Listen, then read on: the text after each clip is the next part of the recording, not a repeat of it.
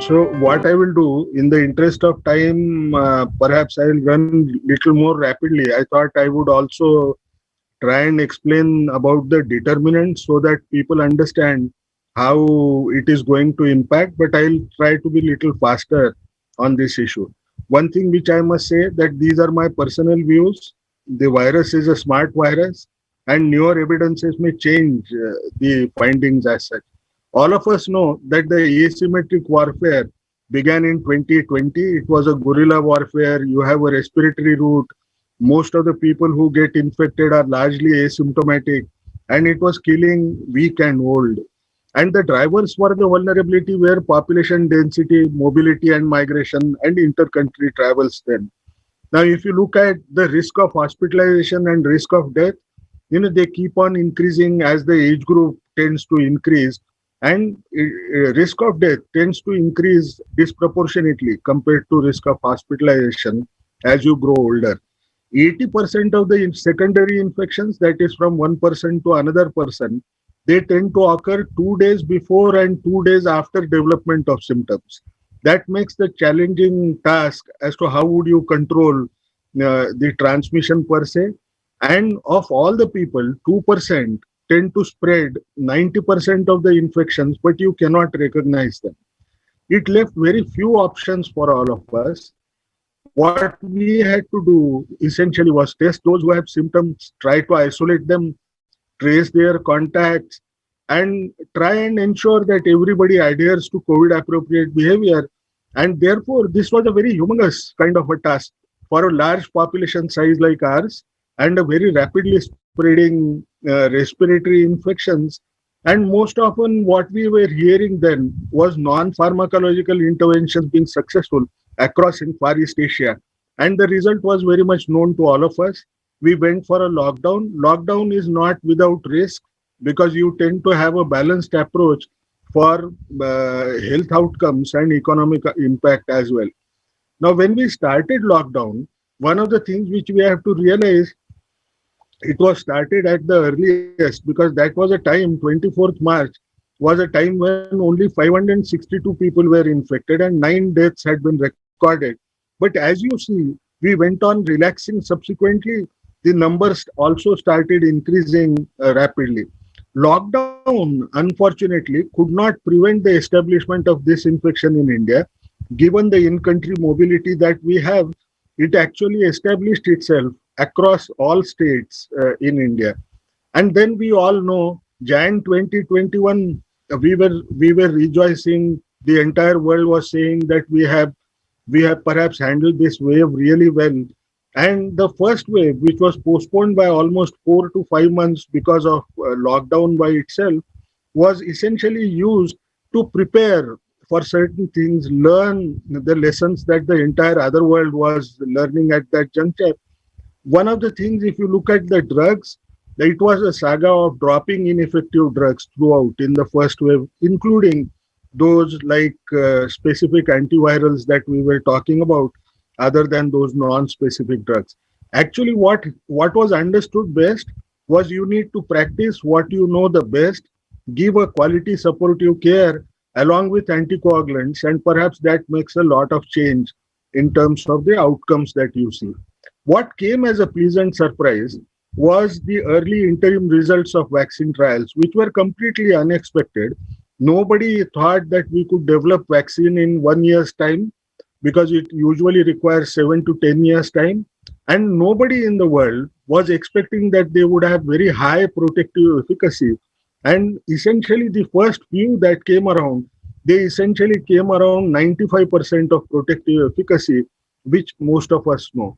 In India, Covishield and Covaxin, whose phase 3 trials had just begun in December 2020, they were authorized to go for emergency use authorization on Jan 3rd, 2021. Now, one of the things which we have to realize, for a trial, for those trials which were incomplete when you push them into EUA, essentially what will happen? There comes a vaccine hesitancy, especially with the first populations that were prioritized at that juncture.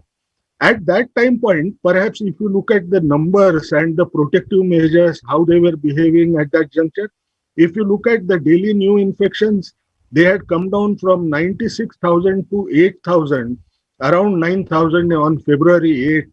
The number of tests also dropped down by 60%. One of the major mistakes that we had, lacunae that we had. If you look at mask use, it dropped by almost 10%, and cell phone mobility tended to show to us that people were starting moving in the society really well at that juncture. Then classical thing happened, that is descent of complacency. Don't worry, no, the states that are reporting higher numbers are not my states, so I don't need to bother. But every few days, we were adding new state to the list where resurgence was being seen. And the history is very well known now. Now we know that on February 8th, we had about 9,000 odd people who were found to be infected on that particular day. And we so rapidly moved towards the peak. On May 6th, it was around 4 lakh people who were actually having, were reported to have these new infections then. And it led to an unprecedented challenge. Now we had issues related to oxygen, issues related to hospitalization, we had issues related to even the medicines that we had to provide. Can we attribute this resurgence of the second wave that we saw to the lower adherence to COVID appropriate behavior and low coverage of the vaccines? Perhaps, one needs to remember, in addition to these two, a third factor also played a major role. Now, generally, human beings and organisms, they are into a major battle royal. No, the virus doesn't want to kill us. It actually it knows one thing, that if you kill the host, then perhaps it's also a death sentence to them. So they would like to develop a symbiotic relationship, reduce its own virulence so that it doesn't kill the human being, but increase the transmission efficiency so that it is able to survive in many bodies, human bodies, as much as possible. Now, in order to fight for that, what it does, it keeps on mutating. And when we say mutation, what happens is there are certain genetic changes that tend to occur which reflect on the outer cover of the virus. And you tend to develop escape mutants which do not respect the antibodies which were potent earlier, or which may be due to natural infection, or which may be due to even vaccination that you tend to provide. An additional thing was, which was perhaps we never thought that this would happen. It virus tended to surprise. The virus is low mutating virus, but despite that, the virus changed, and that it changed so dramatically that it tends to now give one mutation every 2 weeks at the population level that can add to fitness of the virus so that the virus can survive better. And the sole reason is the virus has enzymes which it uses during reproduction, which are error prone, and therefore its progeny is different from that was there for the parent. How did it surprise us? It surprised perhaps because of our use. We know there were no specific antivirals, but repeated use of convalescent plasma, the survival that tends to increase among immunocompromised hosts because the virus otherwise has 15 days life in human body, and large pools of infection that occurred provided an opportunity for this virus to keep on replicating more often and accumulate mutations, because the more it replicates, the more mutations it can acquire. But at the same time, one must remember that all the mutations that tend to occur may not be helpful for the virus. Majority are deleterious. It only accumulates one mutation which could be helpful for its own survival every 15 days. What is the impact of such mutants? It can enhance the transmission efficiency. It can impact the disease severity. It can affect the diagnostic test. It can also impact protection from natural infection or vaccines. If you look at variants, these variants are classified in 3 different ways. I would not go into the details of the same. But what is most dreaded is not only variant of concern, but the most dreaded phenomena is variant of high consequence. Now, of all the variants that we have so far, we have only 4 variants which are called as variants of concern, where there is some amount of botheration because it increases transmission efficiency. But there are no variants so far in the world which are of high consequence. So vaccines continue to remain a useful tool.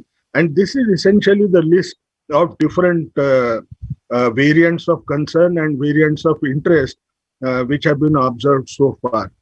Now, if you look at what has happened now, when we look at the protective behaviors, you find one of the things that has happened is our mask use has come down as of July 16 by 10%. If you look at cell phone mobility, people are moving little more than they were on in the month of April. But what is a redeeming feature? This time we learned a lesson, and the number of tests that we have done, even at the peak, if you compare that what we are doing today, you are almost doing still more additional tests compared to that particular period, so that you can detect new infections, isolate people, and try to make efforts to control this infection. Now, most often, like people tend to refer, they tend to say second wave is gone. But please remember, this could be an optical illusion. If you look at the first wave, the peak was at 98,000. And if you look at the low, it was around 8,700. If you look at the second wave, we have achieved a peak of 4,11,000 then. And then today, if you look at the number, it's close to about 39,000. So what does it essentially mean? If you compare two lows, the 8,700 was the first time and 39,000 today, perhaps there is a fear that perhaps this may be completely an illusion because the numbers were very high in the second wave. If you ask me a question, I would say the second wave may not yet be over. No, this time the outbreak has been more severe in the rural areas where access to testing and hospitalization is comparatively lower. And what is also important for us to remember, that there is a lower coverage that brings in with for vaccines, which brings in a lot of vulnerability. But some people may argue the other way. They might say, even if there is a resurgence, I would call that resurgence as a third wave after a little bit of plateauing that you might see. So second wave and third wave are semantics. But the only fear that all of us have, will there be dreaded surges that could perhaps strain our hospital infrastructure, add to deaths, and impact livelihood through lockdowns? Now, there are certain things which I must remember. Now, if you today look at one of the major states where there is small amount of worry as of now, and that is Kerala.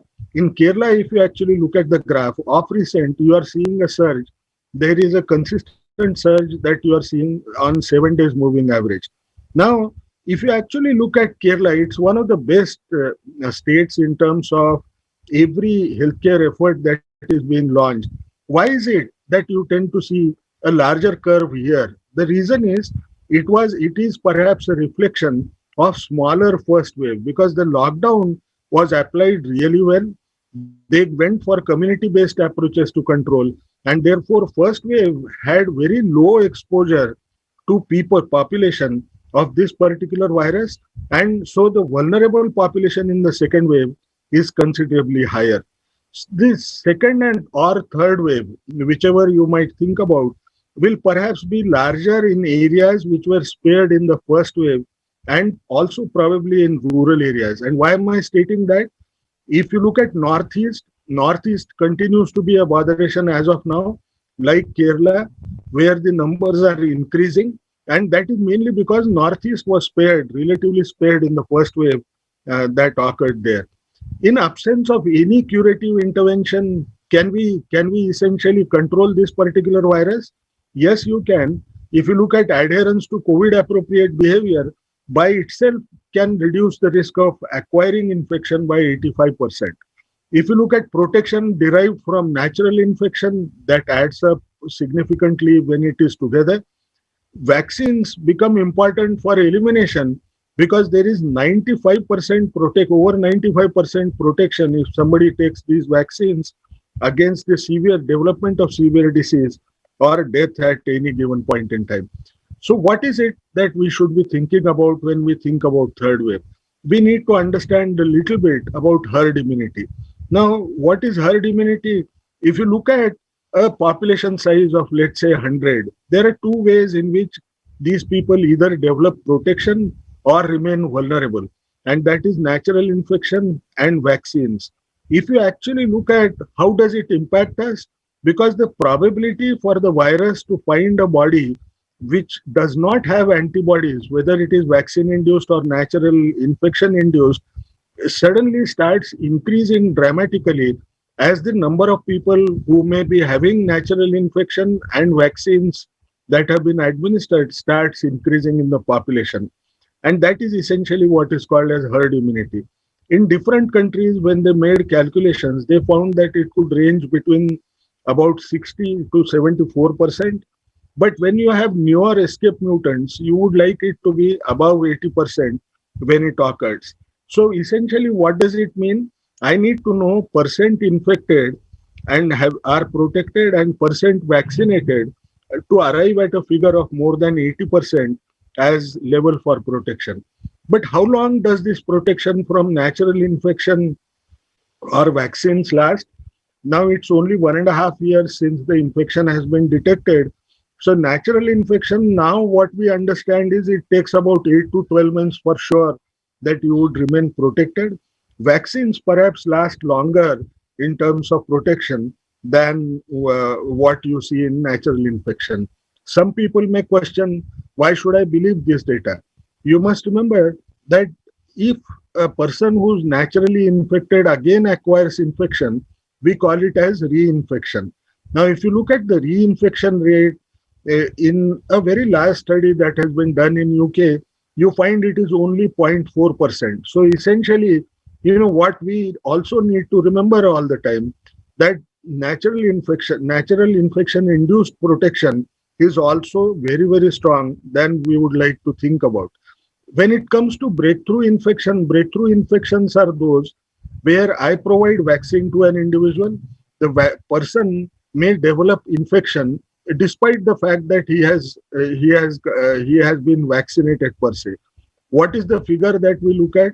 The breakthrough infections that have been largely observed in a huge rollout that has taken place in US, you find when 11 crore people have already received vaccine, only 10,000 odd people developed breakthrough infection. So vaccines are as powerful. What is most important is, even if they develop such an infection, most often it is mild. It is less likely to be transmitted to another person within the same household. And more often than not, even it may come out as asymptomatic. When we talk of 10,000 people, it essentially talks about symptomatic population, those who had any kind of mild symptoms of COVID disease. But these numbers may be larger if they do not affect daily activities per se. How do they impact when the mutations tend to occur? You find that for vaccines, we have said that there is more than 95% protection against development of disease or death. When it comes to protection from infection, these first generation vaccines tend to have lower efficacy to protect against getting an asymptomatic infection or mild infection.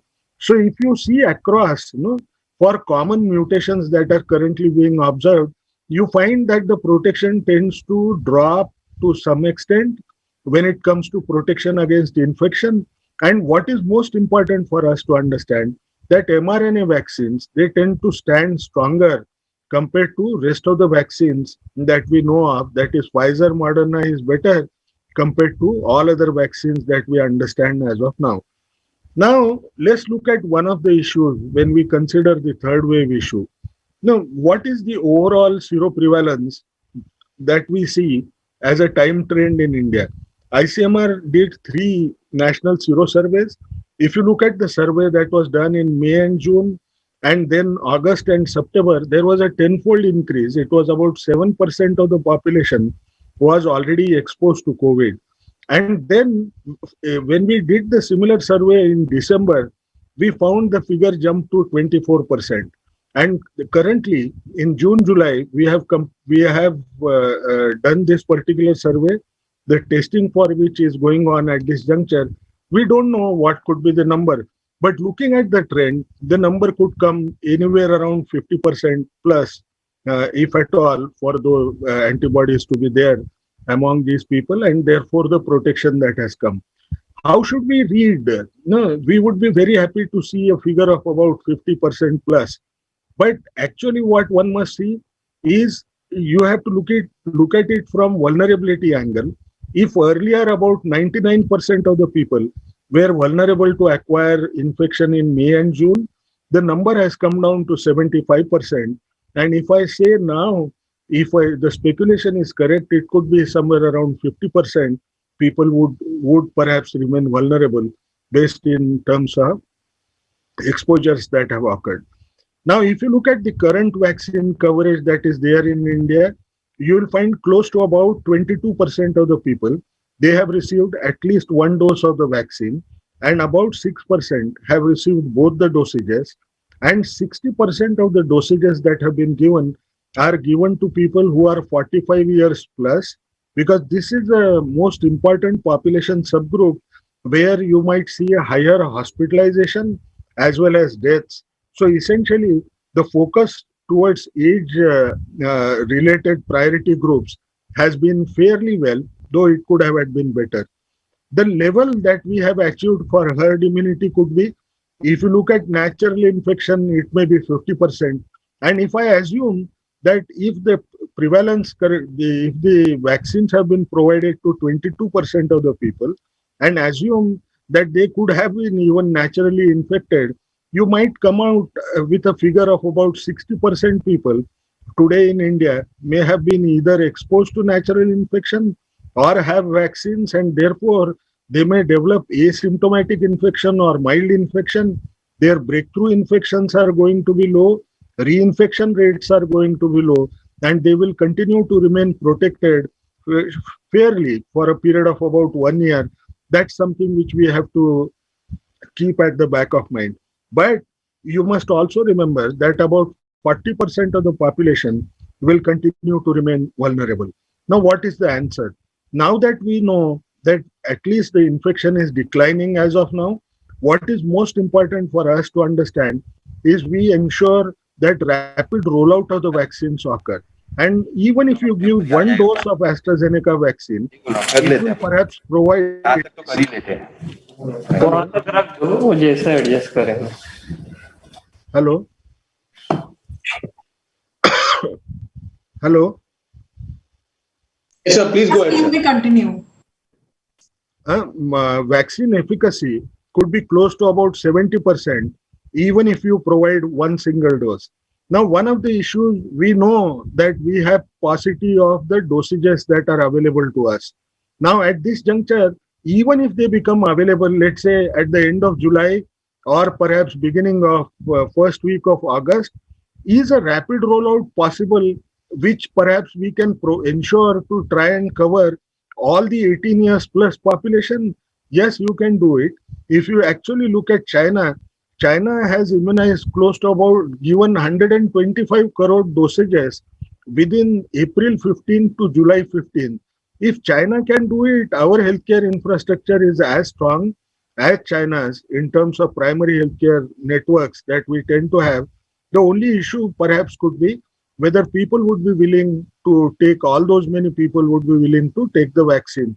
But it's a feasible goal that we could still cover the population up to December, those who are above 18 years of age. If third wave comes, will it affect children more? It is unlikely. The reason is we must also remember with the new Delta variant that came, adults and children appear to have got infected equally. So if in a household, if there is an adult who had Delta infection, the child is also having infection. And if I say that about 50% of the people may are already exposed to the infection among adults, a similar figure would perhaps be seen in children, which we will know once the survey findings are released sometime at the end of July. What is also important is children tend to have high level of innate immunity. Innate immunity is the first protection against viruses or any infection, which we tend to lose as we grow older. So essentially, you don't expect much of issues with respect to children on this particular disease, and children generally have a milder illness. Now, what are the possible scenarios with respect to third wave? No, you could have extended second wave and a highly localized outbreaks could occur. There could be longer interval of about 4 to 6 months time between second and third wave. And to my mind, that's one opportunity that we have to go for rapid rollout of vaccines. And if we can do that, perhaps we may at its worst have a very short third wave, localized outbreaks that can lead to endemicity. And when endemicity will occur, the disease will be as good as a common cold that we by and large see. But this will require about a year's time. But if a new variant that can defy infection and vaccine induced immunity develops in some other part of the world is now a global village, you might find a dangerous third wave may come, which may try to hunt for older and people who have chronic morbidity and try to create an adverse outcome among them. These fears have increased little more as of now when CureVac, a vaccine that Merck was developing, it got shelved. The reason why it was shelved was the efficacy was only 47% compared to look at those like 90-95% figures that we looked earlier. And when Merck probed into this issue, they came to know that majority of those people were getting infections on variants of concern or variants of interest, and the result is perhaps the protection did not come mainly because the vaccine was slightly different and it could not protect them. Now the issue is, can this be true that we might perhaps see some kind of a difficult strain coming? It essentially depends on how rapidly a new mutation can replace the existent strains. And now what is it? Delta variant, all of us know, has been seen in India and now it is almost widely spread across the world. Almost 150 odd countries are reporting Delta variant today. You look at the figure of India, 92% of the infections that were reported in last 2 weeks were actually because of Delta variant, which essentially means Delta has now covered the population really well. The only implication that it might have, given the fact that if it was a Delta-led second wave, one must remember that decline is definitely happening. So essentially, whatever strategies, whether it was natural infection giving us immunity or provision of vaccine, it still works, no, because the decline otherwise could not have had occurred.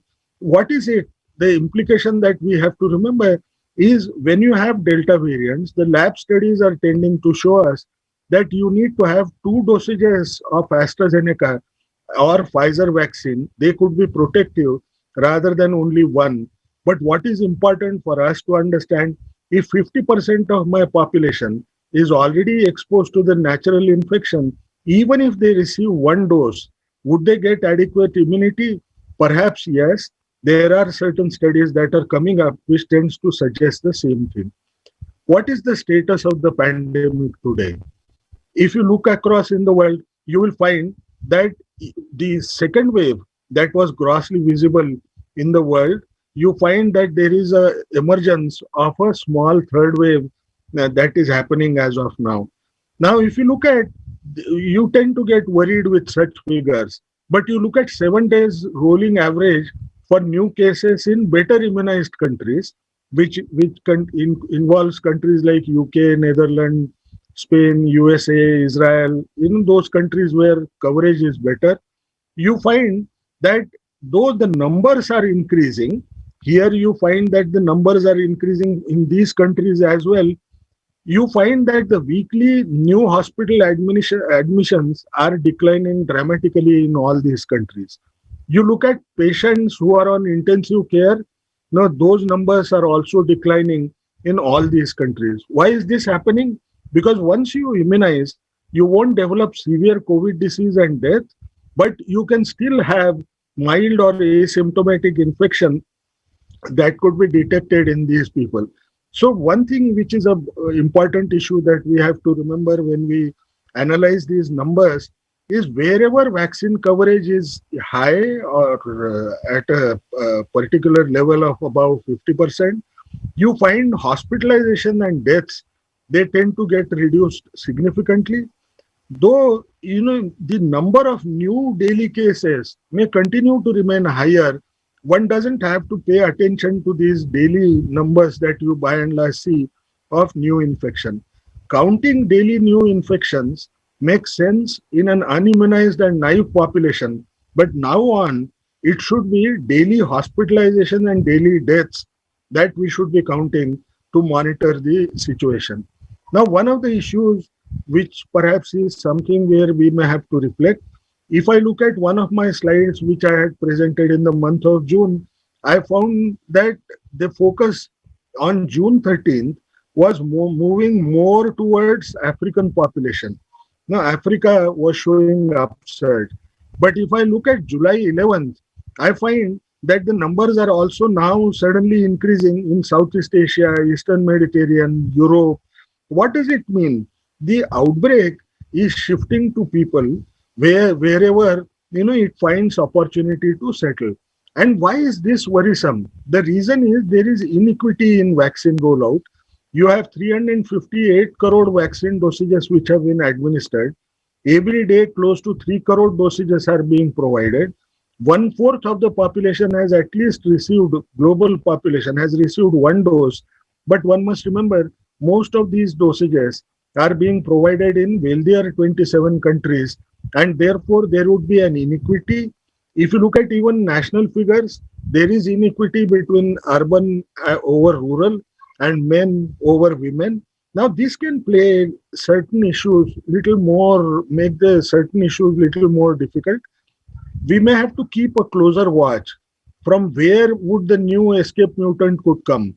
It may come from either Brazil, European bloc, UK, or USA, to my mind. If when it comes to transmission efficient mutant, which will only increase the transmission efficiency, you might have three different countries where large outbreaks can occur, and that is India, Russia, and Indonesia.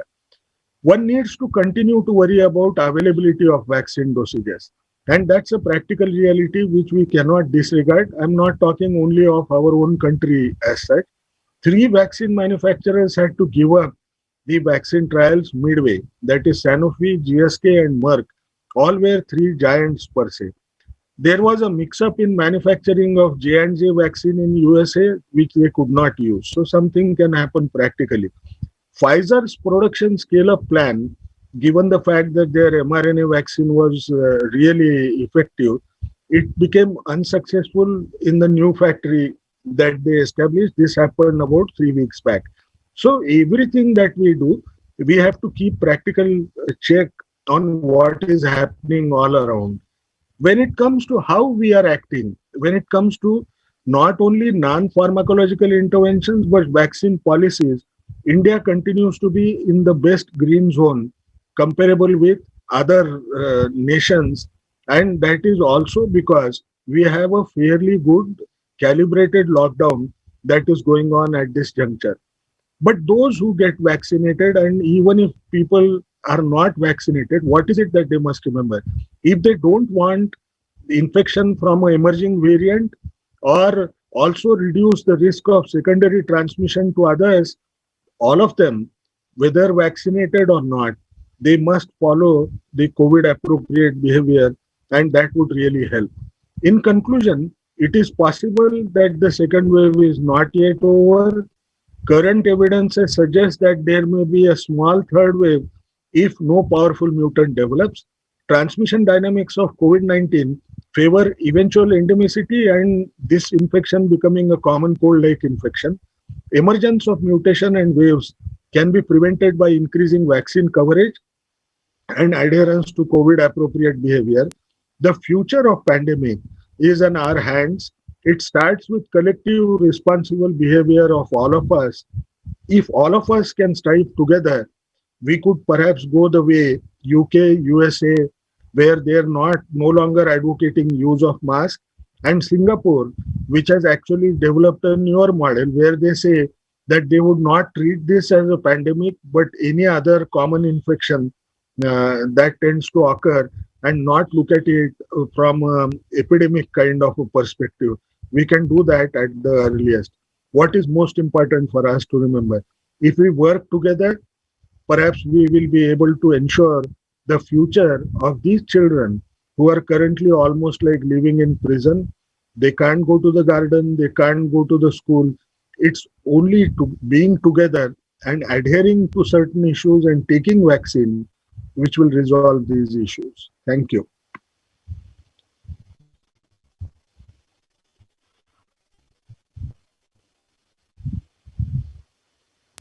Thank you, sir, for the very insightful presentation. It was very detailed and very, very comprehensive. So thank you so much for the insight, sir. So one of the questions, I think the last slide that you said, we are almost like those kids.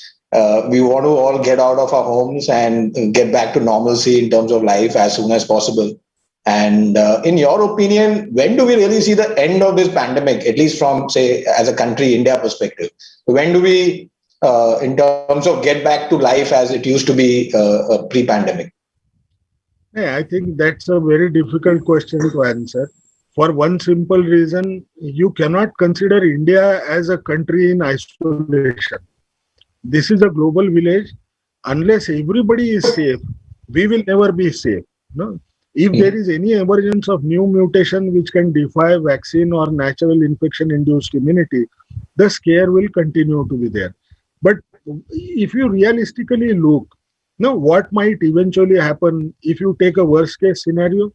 Perhaps the use of mask and such issues, COVID-appropriate behavior, should in a worst-case scenario kind of a painting, you might look at sometime around December 2022, most of us would almost be okay. But if it comes to going around for work, I don't see it as a problem. Perhaps in next 3 to 4 months' time, people should be attending their offices fully. Right. And so just one follow-up here. Do you believe that we might need vaccinations at an annual interval? Or do you think this is like, if it's done with now, we are done with it completely? So is this going to be a recurring exercise and is it going to be a long-term thing? No, it's very difficult to say that as of now when it is only 1.5 years old infection. No? Right. Because even the trial participants, they have completed hardly around a year's time, even if you take phase 1 trial patients also. Where they got enrolled for Pfizer and Moderna and completed their initial follow-up by July. So what does it essentially tell you? As of now, we know that you could, even if there is natural infection or or vaccine-induced immune response, you are still better off after 1 year. No. Now the question is, can it be at a frequency of every 2 years? It all depends on how it pans out. If I was to answer it in one way, one thing which we have to remember that today's calculations are largely based on reduction in antibody titers, whereas there is a memory response to the fight that the body tends to give to any new organism, which is retained in the body. It is in T cells. And I trust that T cell responses would be good. Annual dosages or every 2 years or 3 years perhaps would be required to those people who are older, more than 65 years of age, because their T cell responses tend to be little weaker. But for rest of the population, I don't see it would be just like influenza. That we retain it for old people. Sure, sir. Sir, in the earlier times, what we've seen is, in the earlier pandemics, typically, all the human beings tend to get herd immunity over a period of time. So maybe after 18 months onwards, they tend to get herd immunity. This time, we are seeing different variants of virus kind of coming through. Do you think any timelines you would like to share in terms of when do you think the herd immunity will really be there amongst people at large on a global scale? On a global scale, it's very difficult to comment because I must say one thing, that those wealthy countries like USA and UK and perhaps even France, they are already talking of adding a third dose from a different platform of the vaccine. Now it has a different implication for rest of the world. because you have limited facilities to produce. So number of dosages that you can produce is less, and therefore, if you want to immunize everybody, no, there will be another competition for receiving third dose. So they will not, their whole receipt of vaccines will be delayed. So I think that will all depend on how evidences pan out. But if I was to put it, when should at least two dosages of vaccine be provided across the world? Perhaps that should be around December 2020, 22, that everybody in the world should have had received two dosages or prescribed dosages. If you add a dose, then it's a problem which we can't foresee as of now. Sure. Right. And so one other thing is in terms of the people who have been infected with COVID. So how do we at this point in time ascertain the long-term health effects that COVID infected people would have? Because this is something which has been very novel. So how do we really think about that?